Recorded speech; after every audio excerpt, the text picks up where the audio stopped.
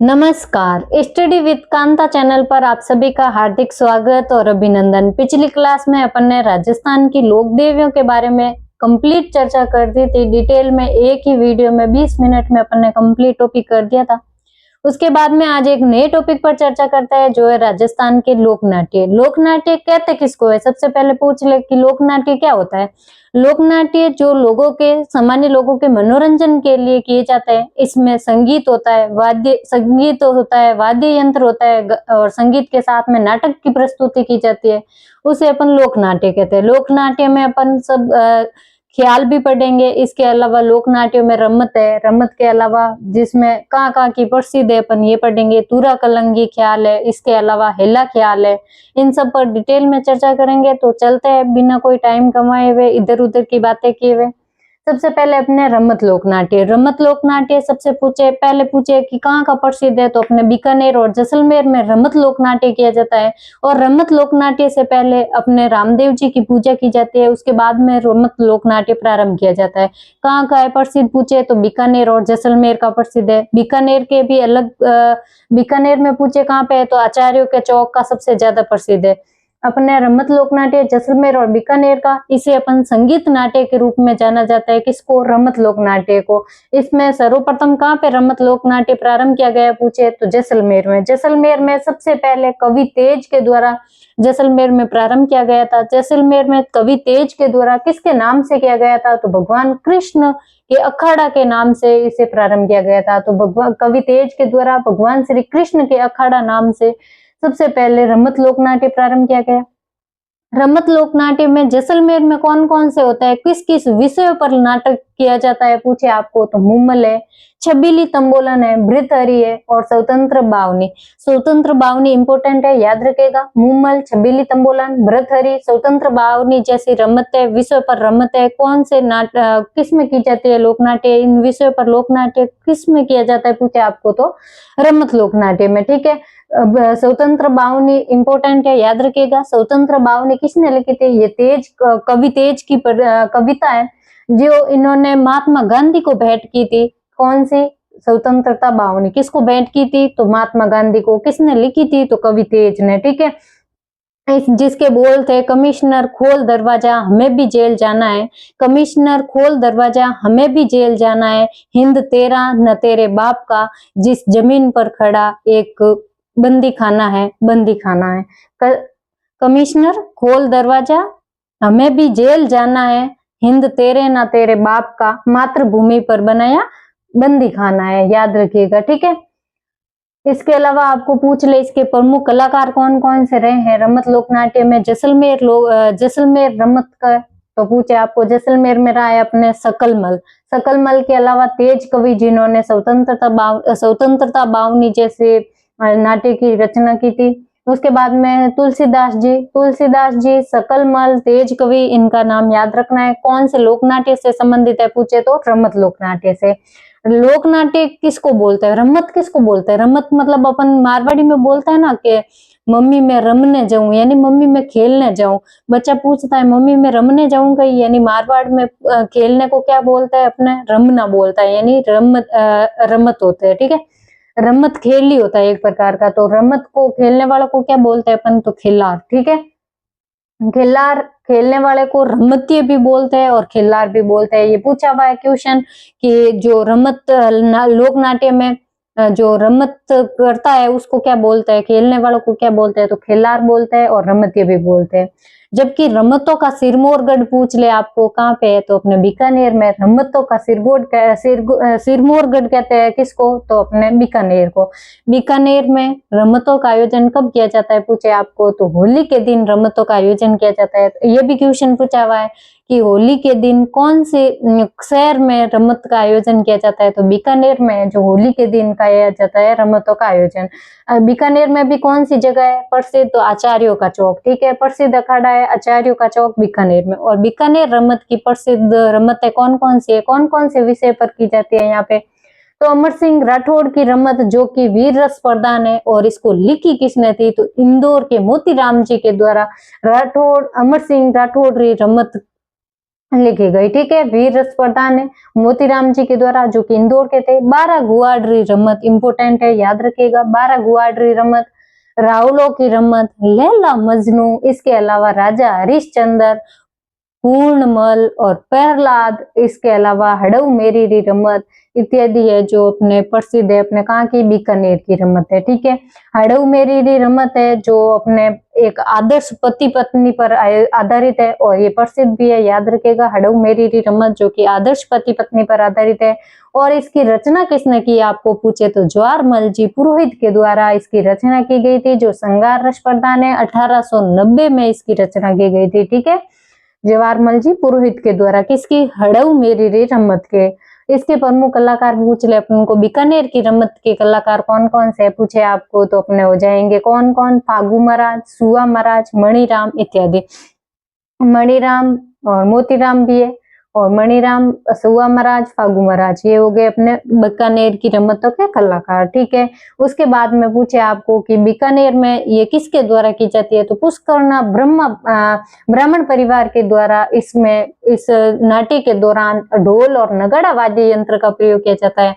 कौन से वाद्य यंत्र का रमत में, ढोल और नगाड़ा वाद्य यंत्र का, किसके द्वारा, तो बीकानेर के पुष्करना ब्राह्मण परिवार के द्वारा किया जाता है। तो अपने हो गया रमत लोक नाट्य, याद रखिएगा। कहाँ का प्रसिद्ध है पूछे तो जैसलमेर और बीकानेर का। और सिरमौरगढ़ किसको कहते हैं, तो अपने बीकानेर। बीकानेर में भी आचार्यों का चौक, और इस प्रारंभ करने से पहले कौन से लोक देवता की पूजा की जाती है, तो बाबा रामदेव जी की पूजा की जाती है।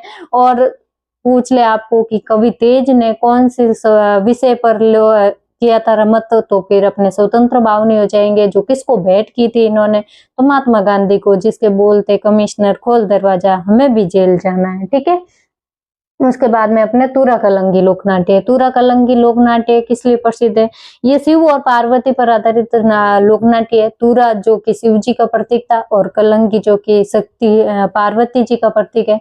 तूरा कलंगी को किसने प्रारंभ किया था पूछे तो ये मार्च शैली का लोकनाट्य है। इसे काव्य दंगल के रूप में भी जाना जाता है। और इसमें पूछे आपको प्रारंभ कब हुआ था, तो एमपी के शासक थे अपने मध्य प्रदेश में, चंदेर शासक थे अपने कौन, तुकनगीर, और चंदेर से थे अपने तुकनगीर और शाह अली। ठीक है, कौन थे, तुकनगीर और शाह अली थे।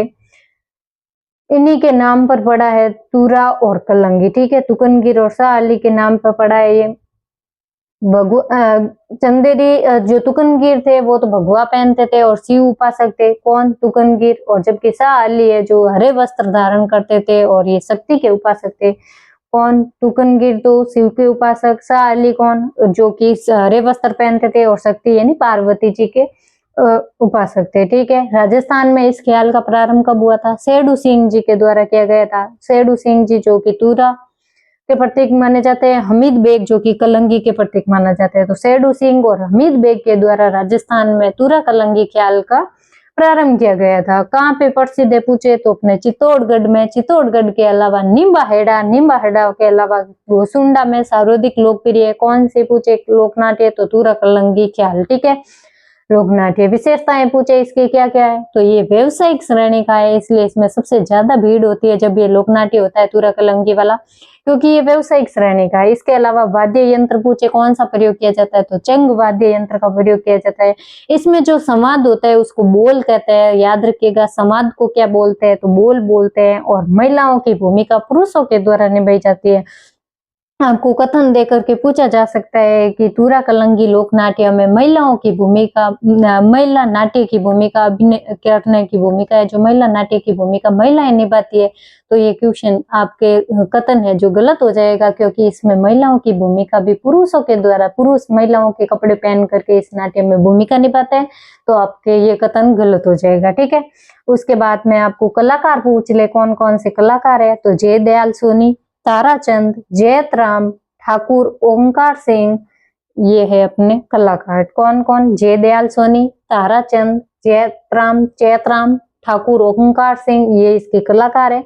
इसके अलावा तूरा कलंगी लोकनाट्य की एक खास विशेषता है कि इसमें मंच सजावा होता है। हालांकि सभी लोकनाट्यों में मंच सजावा नहीं होता है, लेकिन एक ये अपवाद है, कौन सा, तूरा कलंगी लोकनाट्य। अपवाद हमेशा याद रखना होता है, क्योंकि अपवाद पे क्वेश्चन पूछ सकते हैं। तो तुरकलंगी लोक नाट्य करते समय मंच है जो सजावट मंच सजा हुआ होता है, ठीक है, तो याद रखिएगा। और इसमें कौन कौन से विषयों पर किया जाता है ये नाट्य, तो अपने ख्याले हो जाएगी सागर सेठ खेल, सागर सेठ का खेल किया जाता है इसमें, रुक्मणी मंगल, राजा हरिश्चंद्र, कृष्ण लीलाओं पर, भक्त पूरणमल और भक्त ध्रुव और रहन अमीर इत्यादि विषयों पर ये तुरकलंगी लोक नाट्य किया जाता है। तो आपको पूछा जा सकता है कि सागर सेठ खेल, रुक्मणी मंगल, राजा हरिश्चंद्र को, कृष्ण लीलाएं और रहन अमीर और भक्त पूरणमल और भक्त ध्रुव पर कौन से लोक नाट्य के दौरान ये प्रस्तुत किया जाता है, तो अपने हो जाएंगे तुरकलंगी लोक नाट्य। तो अपन ने रमत पढ़ लिया है, तुरकलंगी लोक नाट्य पढ़ लिया है। अभी पढ़ते हैं अपन तमाशा लोक नाट्य। तमाशा लोक नाट्य जो मूलतः महाराष्ट्र का है, इसमें संगीत, वादन और नृत्य विधाओं से ये परिपूर्ण है। इसमें तीनों विधाओं का प्रयोग किया जाता है। देखो, संगीत का भी है, वादन का भी है और नृत्य का है। लोक नाट्य का मतलब ही क्या होता है, देखो, संगीत, नृत्य और नाटक तीनों किए जाएंगे इसमें, तीनों विधाओं का शामिल, तीनों विधाओं से परिपूर्ण होता है अपने लोक नाट्य, ठीक है। तो ये संगीत, वादन और नृत्य तीनों विधाओं से परिपूर्ण है अपने तमाशा लोक नाट्य। ये अपने जयपुरी ख्याल और ध्रुपद गायकी का सम्मिलित रूप है।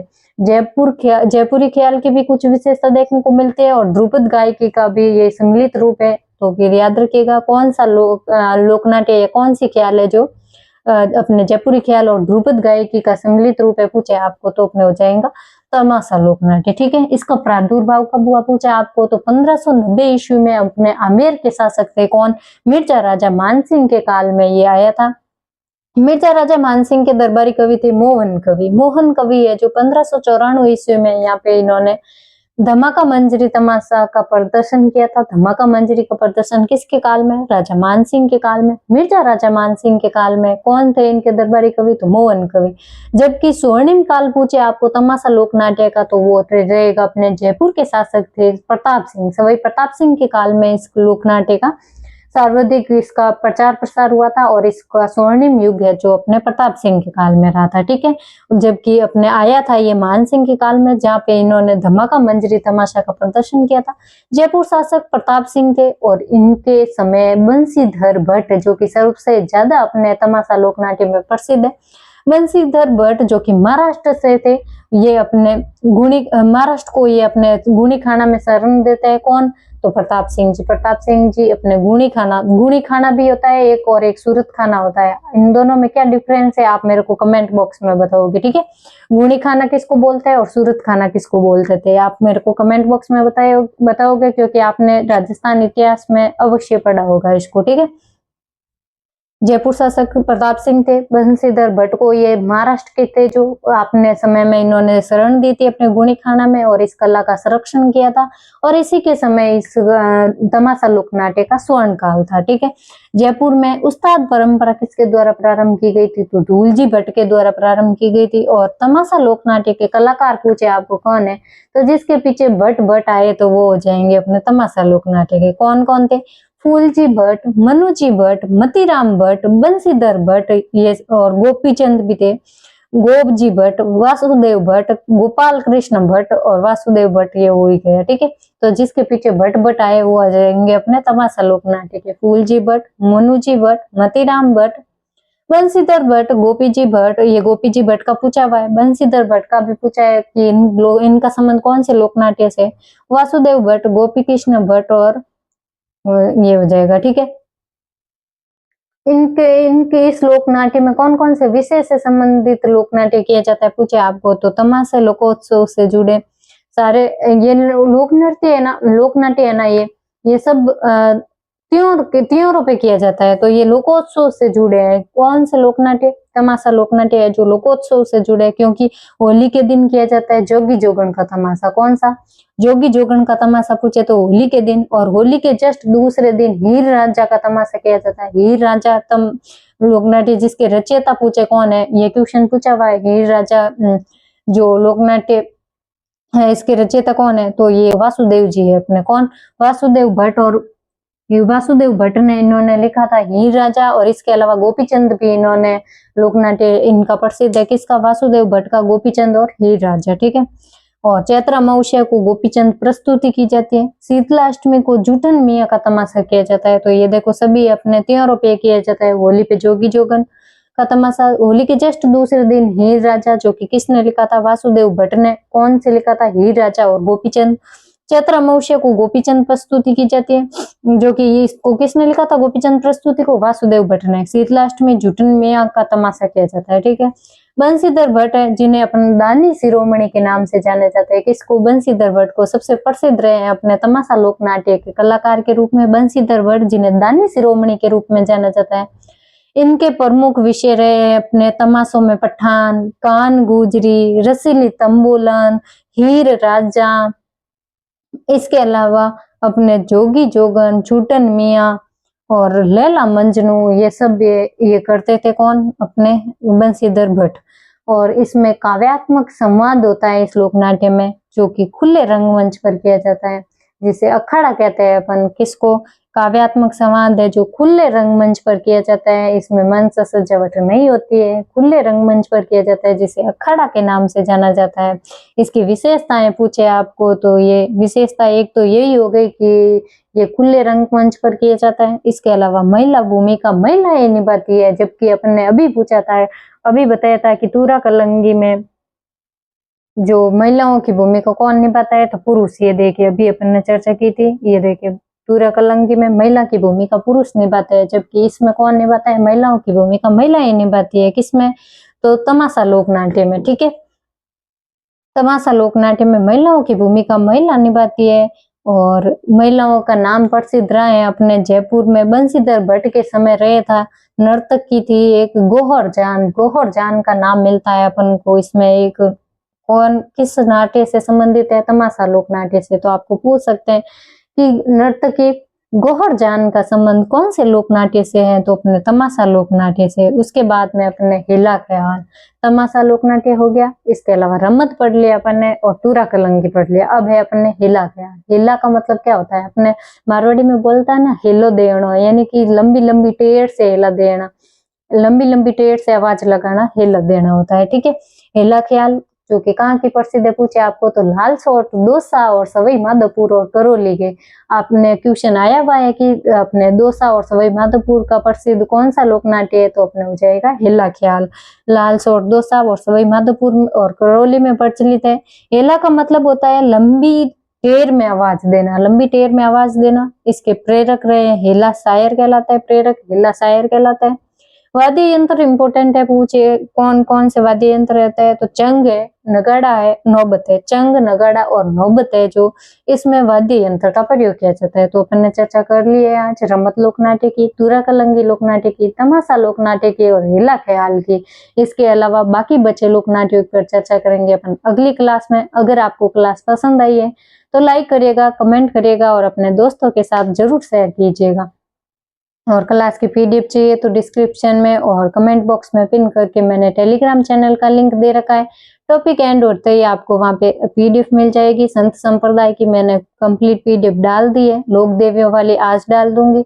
और आपको ये कंप्लीट होते ही टॉपिक आपको लोक नाट्यों की भी पीडीएफ मिल जाएगी। ठीक है। तो फिर मिलते हैं अपन अगली क्लास में बाकी बचे लोक नाट्यों के साथ में। तब तक के लिए धन्यवाद। जय हिंद, जय भारत।